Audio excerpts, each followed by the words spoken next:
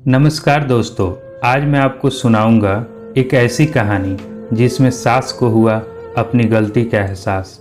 राधा जी एक आम मध्यम वर्गीय परिवार की मुखिया थी। वे अपने बेटे राहुल और बहू मनीषा के साथ रहती थी।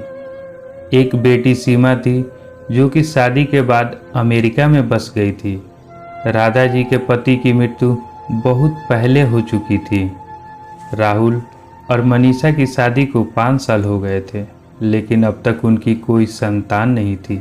राधा जी की बहू मनीषा भी जॉब करती थी, जो कि राधा जी को बिल्कुल पसंद नहीं था। वे जल्द से जल्द दादी बनना चाहती थी, लेकिन मनीषा और राहुल यह अच्छी तरह से जानते थे कि अभी मनीषा का जॉब करना कितना ज़रूरी है। सास अपने बेटे राहुल से इस बारे में बात करती तो राहुल किसी न किसी बहाने से बात को टाल देता था। इसलिए वे मनीषा को ही परेशान करने के बहाने ढूंढती रहती थी ताकि वो अपनी जॉब छोड़ दे। और अभी कोरोना काल में तो मानो उनके मन की मुराद ही पूरी हो गई थी। हालांकि वे दिल की बुरी नहीं थी, लेकिन पोते की चाह में वे न चाहते हुए भी ऐसा कर जाती थी।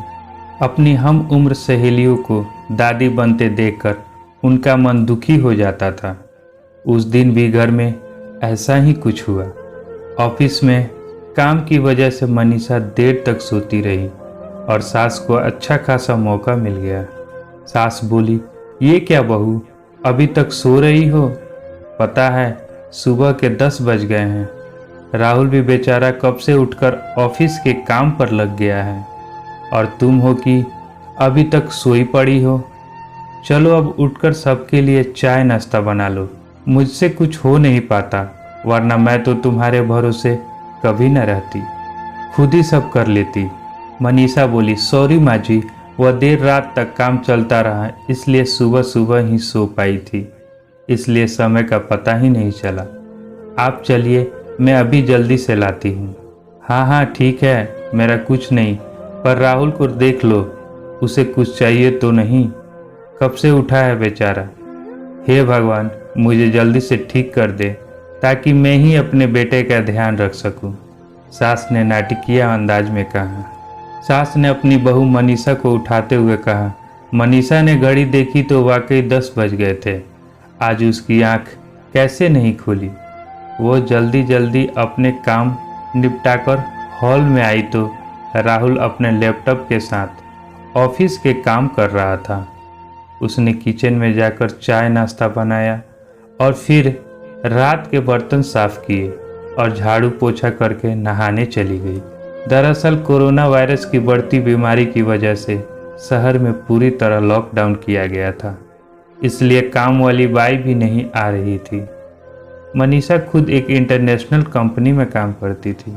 उसका ऑफिस टाइम निश्चित नहीं होता था, अधिकतर उसे रात में देर तक काम करना होता था। कल भी उसका काम देर तक चलता रहा, इसलिए वो देर तक सोती रही। मनीषा नहाकर आई तो देखा कि उसकी सास अपने कमरे में अपनी सहेली से फ़ोन पर बात कर रही थी। बातचीत में अपना नाम सुनकर मनीषा सास की बात सुनने लगी। सास बात कर रही थी, अरे शारदा, तुम भी अपनी बहू को ज़्यादा सर पर मत बैठाओ। बहू को ज़्यादा उड़ने दोगी तो कल को अपनी नौकरी के चक्कर में वह तुम्हें ही घर की नौकरानी बनाकर छोड़ेगी। मैं तो भाई शुरू से ही मनीषा के नौकरी के खिलाफ थी।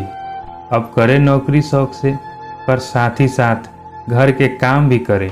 मैं तो बदन दर्द का बहाना बनाकर बैठ जाती हूँ, नहीं तो सारे काम का बोझ मेरे सर पर आ गिरता। मैं कोई मुफ्त की नौकरानी थोड़ी ही हूँ। मैं तो कहती हूँ तुम भी यही किया करो। सास की बात सुनकर मनीषा की आंखों में आंसू आ गए। वह जिस सास को बीमार समझकर उनकी दिन रात सेवा करती है, उन्हें एक गिलास तक उठाने नहीं देती है। सारा दिन घर का और रात को ऑफिस का काम करके थकान से चूर होकर भी उफ तक नहीं करती। उसका यह फल मिला है उसे। माना वे मेरी नौकरी के खिलाफ हैं, मगर यदि घर की किस्त नहीं होती तो वो भी कभी नौकरी नहीं करती। राहुल का बोझ कम करने के लिए ही तो वो नौकरी कर रही थी। खैर, अभी के मुश्किल समय में वह सास से किसी भी बात पर बहस नहीं करना चाहती थी जिससे घर का माहौल खराब हो, इसलिए वह उनकी बात को नज़रअंदाज करके वहाँ से चली गई। लेकिन उसकी नज़रों में सास की इज्जत जरूर कम हो गई थी। दूसरे दिन सुबह सुबह सास की बेटी सीमा का अमेरिका से फ़ोन आया। सीमा की सास उसके पास अमेरिका आई हुई थी। आदत के अनुसार सास ने जैसे ही सीमा की सास की बुराई करनी चाहिए वैसे ही सीमा ने उन्हें डपट दिया। माँ, आप बिल्कुल भी माँ जी के बारे में अनाप शनाप नहीं बोलेंगी।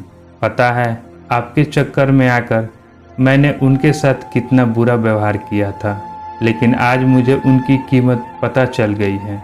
तुम तो उनके यहाँ पर आने के कितनी खिलाफ थी, मगर आज अगर वो यहाँ नहीं होती ना माँ, तो न जाने हमारा क्या हाल होता।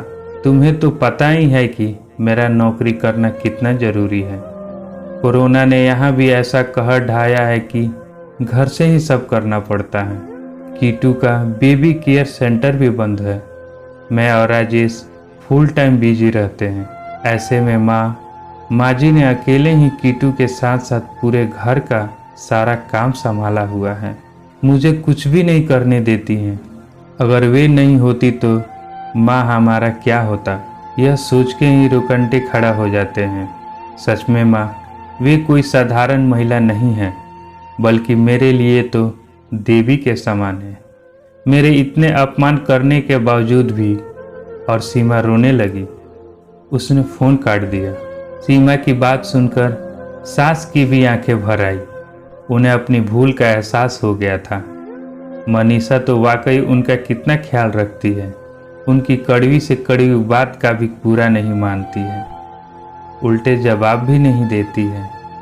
वाकई अभी का समय तो एक दूसरे को हौसला देने का है, सारे गीले शिकवे भुलाकर एक दूसरे की मदद करने का है।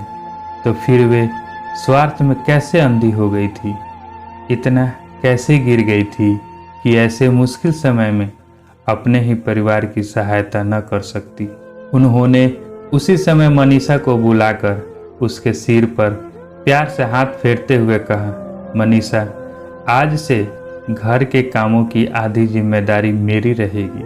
मैंने आज तक तुम्हें जो भी कहा और किया उसके लिए सॉरी।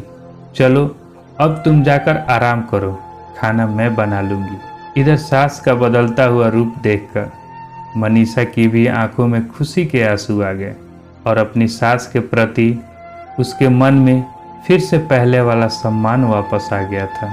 शायद हमारे जीवन में मुश्किल समय आता ही इसलिए है कि हमें एक दूसरे की अहमियत का पता चले। अपनी गलतियों का एहसास होने और आगे बढ़कर माफ़ी मांगने से वाकई इंसान छोटा नहीं बल्कि बहुत बड़ा हो जाता है। हमेशा की तरह पूरी कहानी सुनने के लिए आप लोगों का धन्यवाद। दोस्तों, उम्मीद है ये कहानी आपके दिल को छू गई होगी। अगर ये कहानी आप लोगों को अच्छी लगी होगी तो मेरे चैनल को लाइक एंड सब्सक्राइब जरूर करें।